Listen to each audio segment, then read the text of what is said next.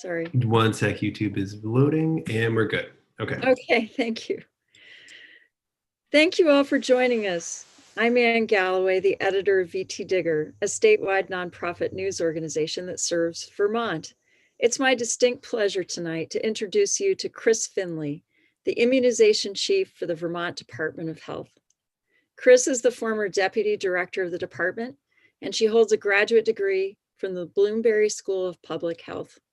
Thank you, Chris, for taking time out of your busy schedule to be with us for the second in a series of FAQ live events held by VT Digger. Thank you. It's really nice of you to come join us. We're all really concerned about a spike in coronavirus cases in Vermont. You're going to tell us all about that, but it looks like good news is on the way.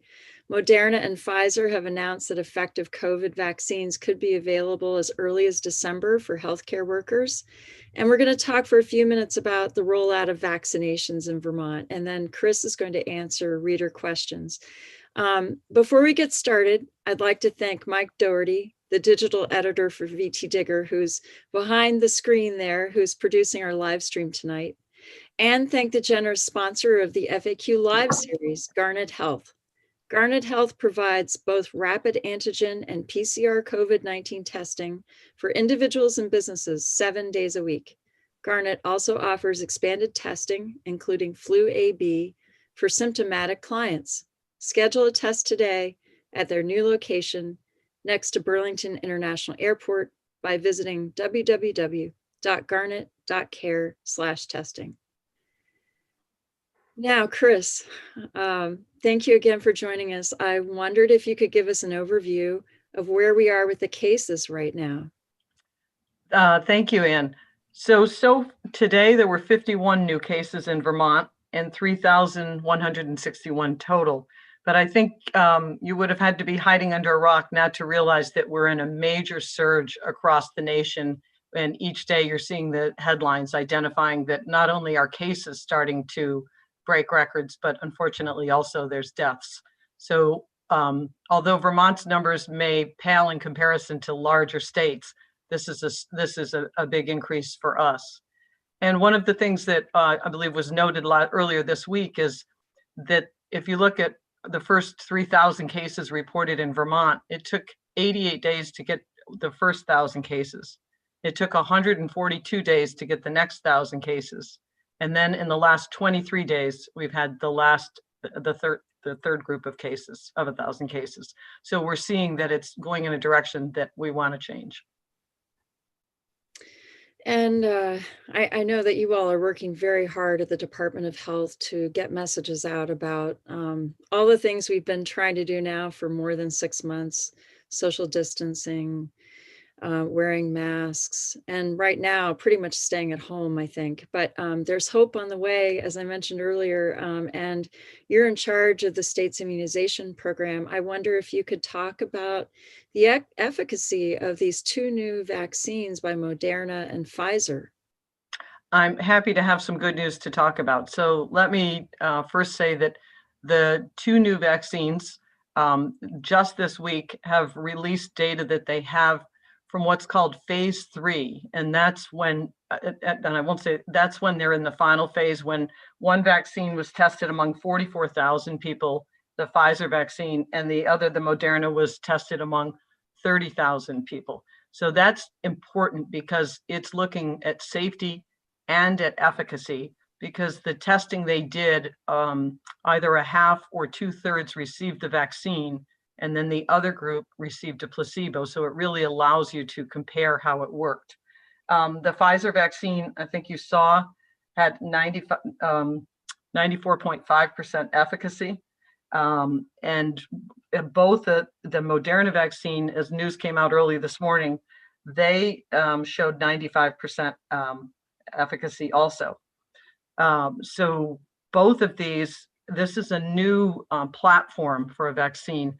And but the other important part is there aren't any safety concerns. There's been fatigue and some arm soreness and some different things, but no safety signals of that really are concerning anyone at this point. And so that's really important news, I think. With both of these vaccines, normally when a vaccine finishes phase 3 and it's reviewed by an independent board, the Data Safety Monitoring Board is where the review went, and it's ready to move to the Food and Drug Administration, it usually would go for a standard approval. But the term you're hearing thrown around a lot now is emergency use authorization. And emergency use authorization is something the FDA can use when an emergency, such as the pandemic, has been declared and there's a new treatment or a way to prevent it that can be used. And so these vaccines will initially be approved under what's known as an EUA. Hmm. The other piece with the vaccines that I think is important is, I know with the Moderna, they had 11 severe cases and they all occurred in the placebo. And because one of the questions I think sometimes is it just going to prevent mild or moderate, or is it, if you get the disease with it, will it prevent it from going to severe? And so that was exciting news, but very small numbers, preliminary data. Mm. Well, it seems like it's happened pretty quickly. They've been working on this for 6 months, and normally it takes years to develop vaccines, doesn't it? Oh, anywhere from 10 to 15 years is the norm. This vaccine, what they're using, this messenger RNA, the new platform, it's been described as a more simple vaccine to make. And one of the things that allowed them to move so quickly was that China provided the genetic code in January.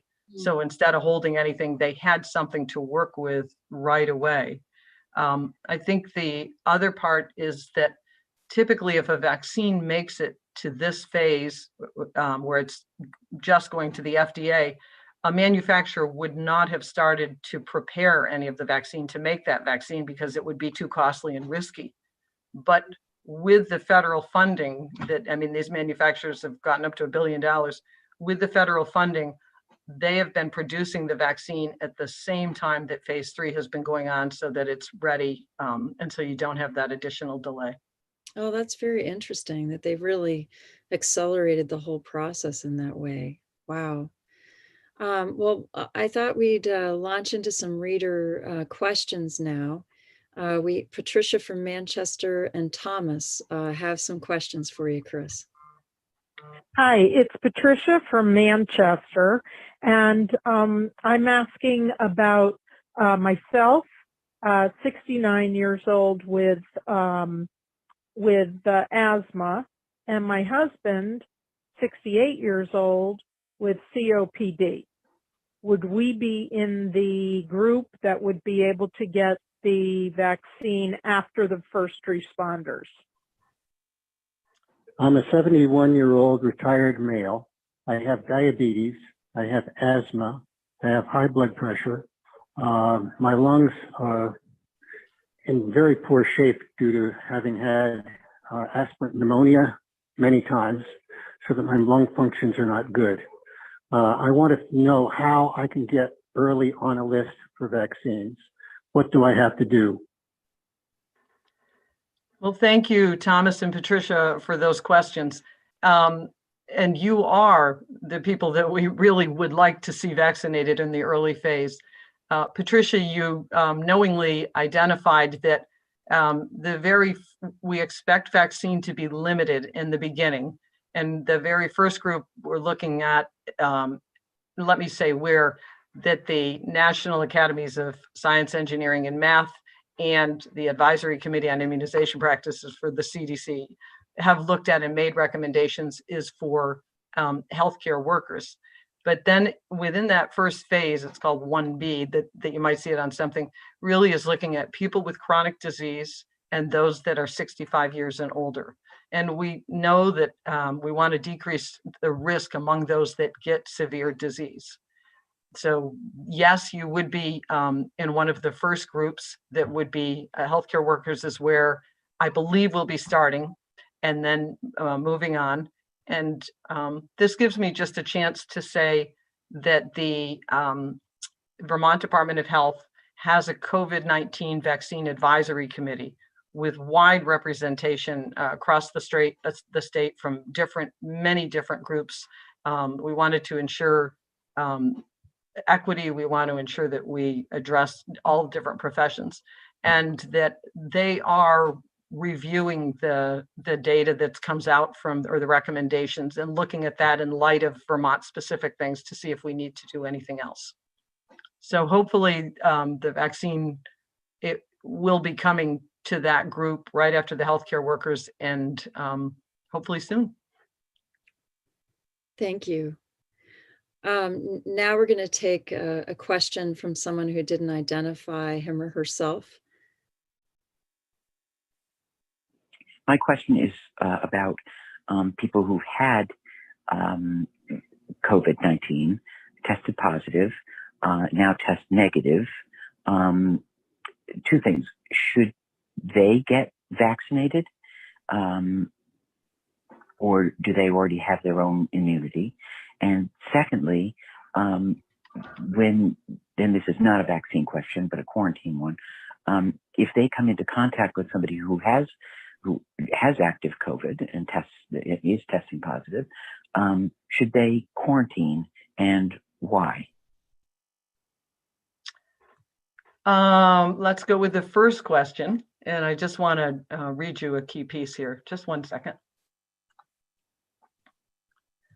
Remember that with this vaccine, there's a lot that isn't known. And that's, I think that sometimes people want things to be exact, and we're still learning so much with this that we don't always have the exactness that we need.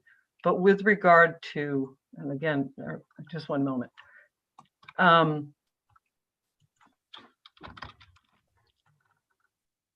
I want to make sure I read it right, because I think it's a very good question that you asked.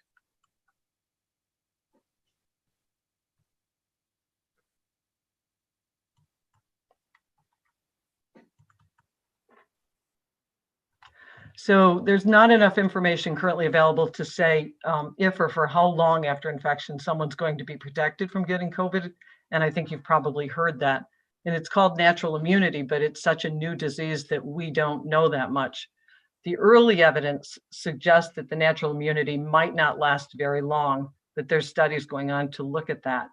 And so until we have a vaccine available, the ACIP hasn't made a recommendation and isn't going to comment on it. And so one of the things I can say is that this advisory committee is meeting on Monday to review, and those meetings are open to review the vaccines. But I think within 2 weeks or so, we'll have some recommendation on whether you should be vaccinated if you've had the disease or not. Thank you. There was a second question about quarantining, and it was if they come in contact with someone who has active COVID, should they quarantine, and why? If you have your own immunity already, if you think you've already had it. I'm not going to get into answering that right now, because it has to do with how long ago, I had some friends that showed up in June and said, hey, we're immune. And then I saw them in September and thought, I don't know if I trust it.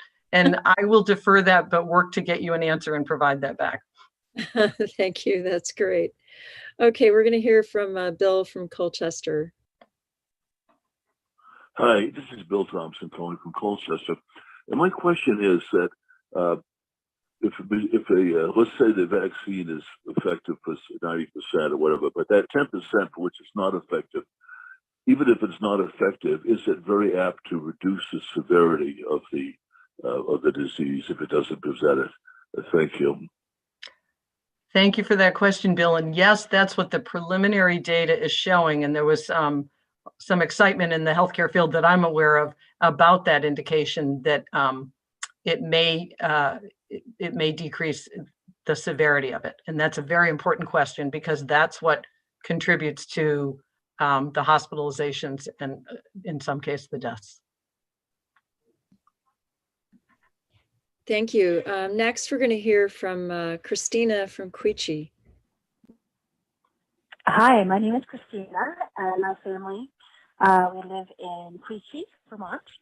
which is in the Upper Valley on the border of New Hampshire.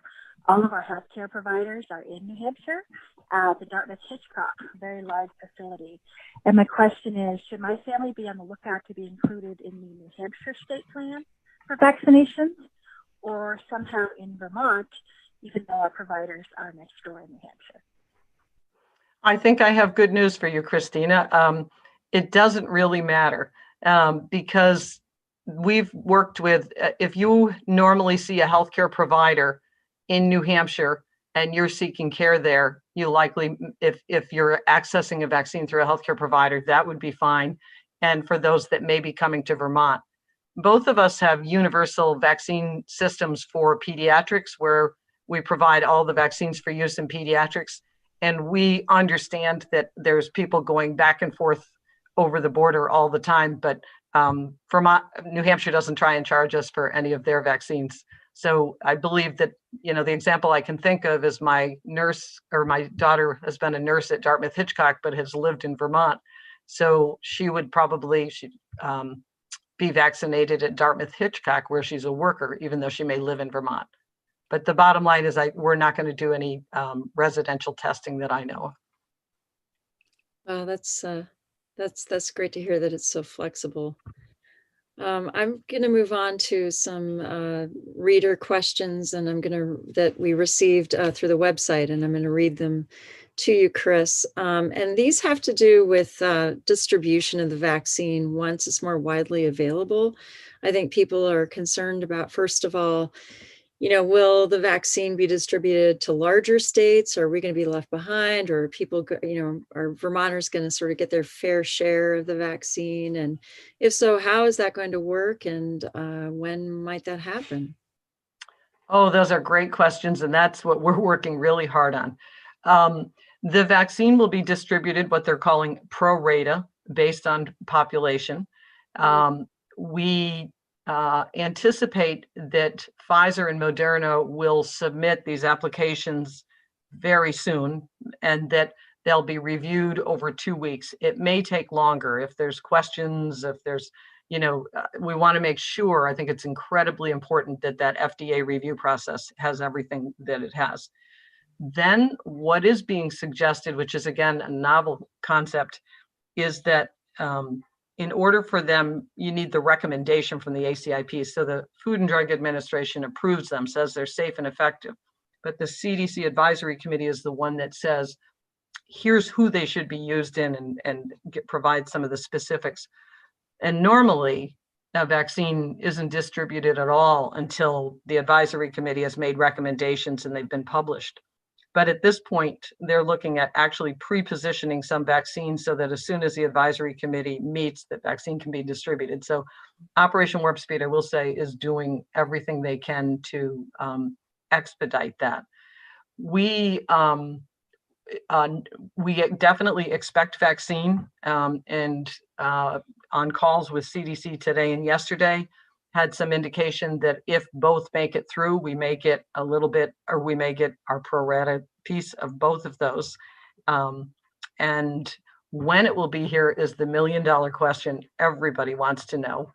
In order to be prepared, we're trying to think about the beginning of December. If it comes a little later, maybe we'll be even better prepared, but we're putting all our efforts on the many different areas working on this to try and prepare for the beginning of December. Thank you. That's really, it seems very soon, not that long away. Really soon. We also have a lot of questions about the logistics in terms of refrigeration and, you know, keeping the vaccine frozen. Apparently it needs to be at negative 94 degrees, something crazy like that for a period of time. And I wondered if you could talk about that. Our readers want to know, you know, how can we be assured that it will have stayed at the proper temperature through its chain of custody? And, you know, are there enough freezers around the state for distribution, especially at rural hospitals? So those are a few of the questions readers have about the freezer capacity and what that means for distribution. I'm happy to go into that. So the Pfizer vaccine is what's known as an ultra cold vaccine. And you're right, negative 94 degrees Fahrenheit or -70 centigrade.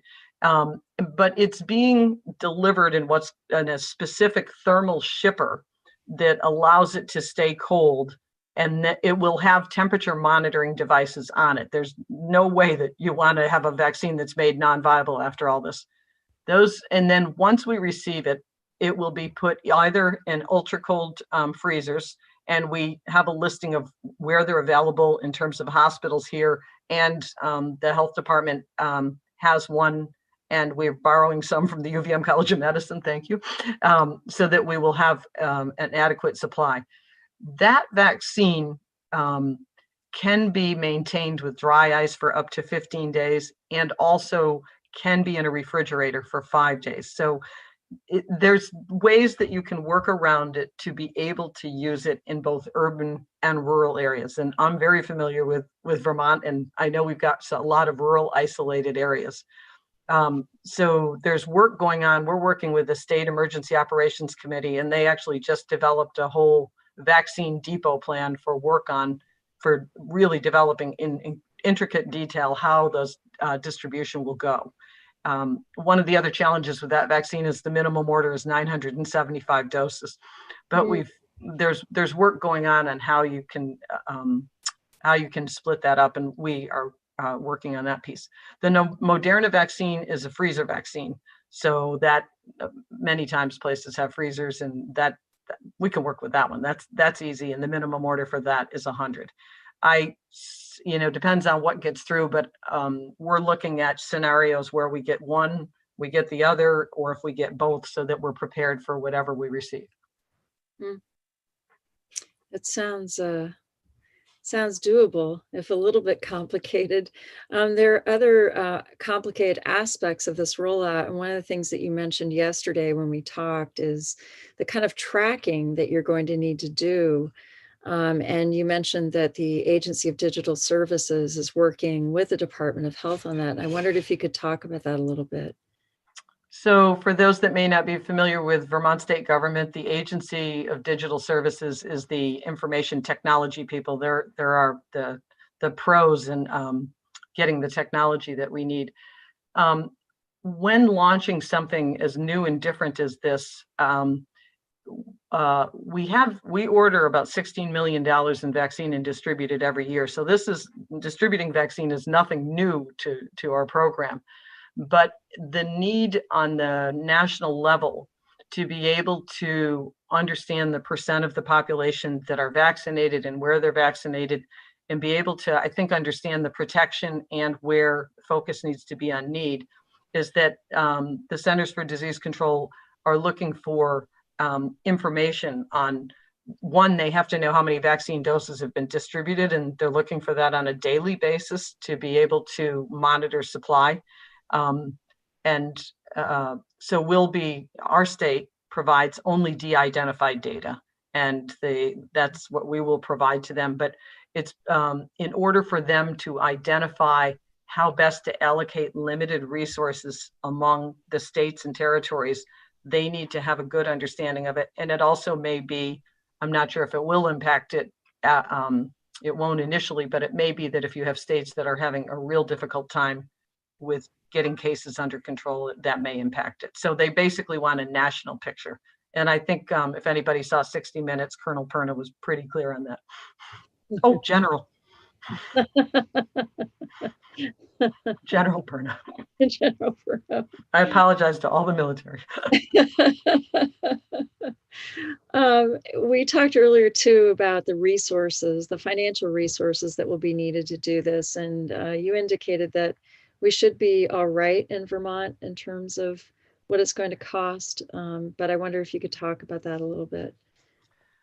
And that's something that's still evolving. I think, as I mentioned to you, we received awareness of a CDC grant, the funding today. And we knew that Congress had allotted some more money that would be coming to it. So there's money that the immunization program receives, and there's other money that the health department has received for COVID.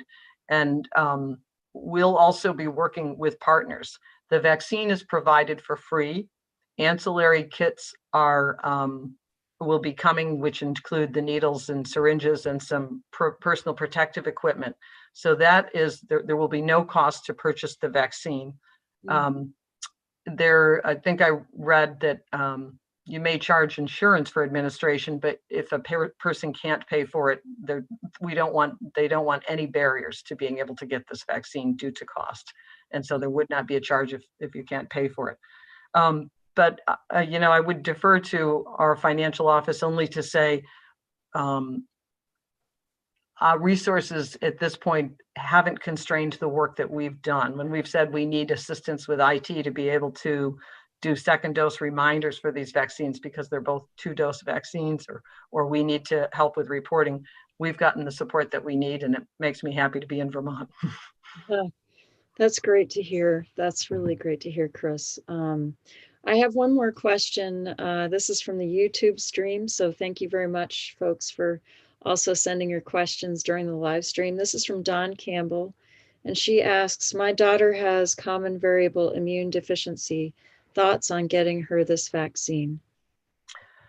So you're raising two questions. One is the question of children, and there hasn't been a lot of research on children with these vaccines yet, and that is an emerging part that is beginning to happen. Everybody understands the importance of that.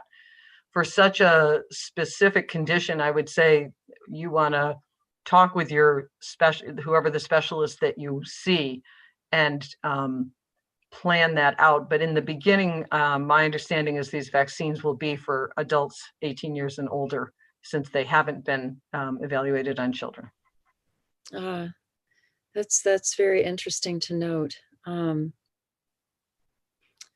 It looks like we have time for one more question, and this is a technical one.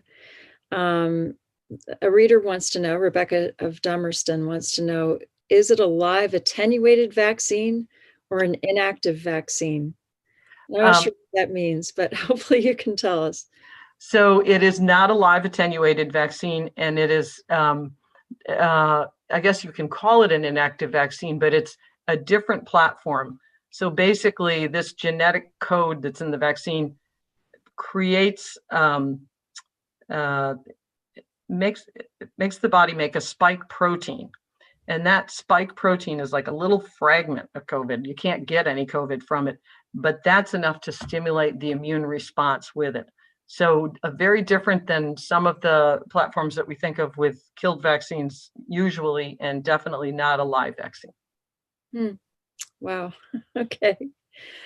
And then one more question from the same reader. How will the state prep for large-scale clinics if the vaccine needs to be frozen? I know you've talked already a little bit about that, but and thank you. I think what I didn't say is that right now we're working on enrolling hospitals, and then we'll be working on enrolling pharmacies, and all states are initially distributing the vaccine through mass vaccination clinics just because there'll be limited doses and hard to reach those people. But there's also a federal program that's providing vaccine directly to CVS and Walgreens for use in those patients in long-term care facilities. And that was out 2 weeks ago. They needed to sign up, and we had an overwhelmingly positive response. 100% of our skilled nursing facilities and assisted living facilities signed up for that program, where those two pharmacies will come into the facility and vaccinate people, and they'll do the second vaccine. They're going to actually come in a total of 3 clinics, but you need 2 doses, but they want to make sure that they catch everybody. Wow, that's terrific. That's rolling out. What we're seeing is that the national program may actually enroll more pharmacies, and so this is literally changing day to day. But the good part of that means the more places that we can have vaccine available, the better off we're going to be. Wow, absolutely. Well, Chris, our time is up. It's 6 o'clock already. That half hour went really fast. Thank you for taking the time to be with us. I know you're incredibly busy, and I'm grateful that you were able to join us tonight. And I'd like to thank our sponsor of the FAQ Live series, Garnet Health, which provides both rapid antigen and PCR COVID-19 testing for individuals and businesses 7 days a week. Garnet also offers expanded testing, including flu A/B for symptomatic clients.